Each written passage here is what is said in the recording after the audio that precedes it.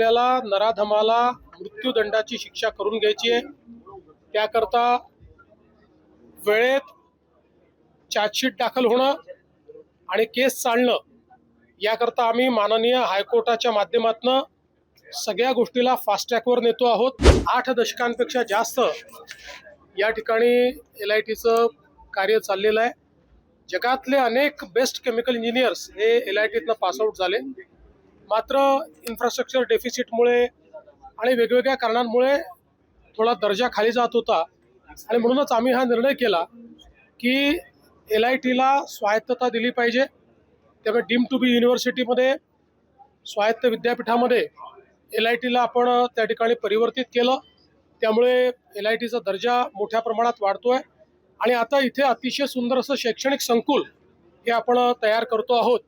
यामुळे एक आंतरराष्ट्रीय विद्यापीठासारखं LITचं एक कॅम्पस या ठिकाणी तयार होईल आणि निश्चितपणे पुढच्या काळामध्ये जसं मागच्या 8 दशकात best of the chemical engineers हे जगभरात LITने दिले, तसंच आपल्या देशाला आणि जगाला उत्तम इंजिनियर देण्याचं काम LITच्या माध्यमातून होईल। पुण्यामध्ये जे बलात्कार हत्येचं प्रकरण झालं त्या प्रकरणामध्ये नागरिकांचा नातेवाईकांचा प्रचंड रोष आहे। त्यांची अशी मागणी होती की तुम्ही तिथे भेटीला यावं। मी काल स्वतः पीडितेच्या वडिलांशी 2 वेळा बोललो। मी त्यांना हे समजावून सांगितलं की आपल्याला नराधमाला मृत्यूदंडाची शिक्षा करून घ्यायची आहे। त्याकरता वेळेत चार्जशीट दाखल होणं आणि केस चालणं याकरता आम्ही माननीय हायकोर्टाच्या माध्यमातून सगळ्या गोष्टीला फास्ट ट्रॅकवर नेतो आहोत। रेकॉर्ड वेळेत काम करण्याचा आमचा या संदर्भातला प्रयत्न आहे।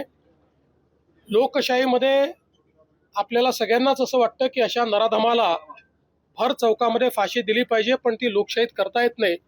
लोकशाही कायद्याने चालते, पण कोणाला कायद्याचा दुरुपयोग करता येऊ नये या दृष्टीनं कुठलाही लूपहोल न ठेवता या नराधमाला यमसदनी कसं पाठवायचं, त्याला मृत्यूदंडाची शिक्षा कशी होईल, अशा प्रकारचा संपूर्ण प्रयत्न हा राज्य शासनाच्या वतीनं त्या ठिकाणी केला जाईल। न्यायालयातनं हे प्रकरण वेगानं मार्गी लावलं जाईल। तशा संदर्भातलं एक लेखी पत्र देखील आम्ही पीडितेच्या कुटुंबाला दिलेलं आहे। घटना गंभीर आहे, रोष देखील साहजिक आहे। नागरिकांचा रोष असणं काही हे चुकीचं नाही आहे। मला असं वाटतं एवढंच आहे की त्या ठिकाणी काही लोक हे त्याही परिस्थितीचा फायदा घेऊन काही वेगळ्या पद्धतीचं वळण लावण्याचा प्रयत्न करत होते, पण मी मुलीच्या वडिलांचे आभार मानतो की त्यांनी ती परिस्थिती समजून घेतली आणि CPंशी चर्चा केल्यानंतर त्यांनी हा निर्णय केला की आम्ही हे कॉल ऑफ करू। दुर्दैवाने काही लोक त्यांनाही जाऊ देत नव्हते, त्यांनाही अडवायचा प्रयत्न करत होते। ते लोकही कोणात हे लक्षात आलेलं आहे, पण ठीक आहे, आता त्याच्याबद्दल फार काही आपल्याला करायचं नाही आहे। मात्र मुलीच्या वडिलांनी जो काही त्या ठिकाणी ती भूमिका घेतली त्याबद्दल आम्ही त्यांचे आभारी आहोत आणि या कुटुंबाच्या पाठीशी आम्ही ताकदीने उभे राहू। या प्रकरणातील जो आरोपी आहे त्याच्यावर 2019 मध्ये देखील एक गुन्हा दाखल झाला होता। पुराव्याअभावी त्याची म्हणूनच आता त्याचे जुने गुन्हे देखील काय आहेत हे शोधून काढले जातील। कोणी लॅप्सेस ठेवले होते का ते देखील बघितलं जाईल। या प्रकरणात देखील खबरदारी घेतली जात आहे। याच्यात तो बाहेर येऊ शकत नाही। देवेंद्र जिस तरीके से महाराष्ट्र में गुनेगारी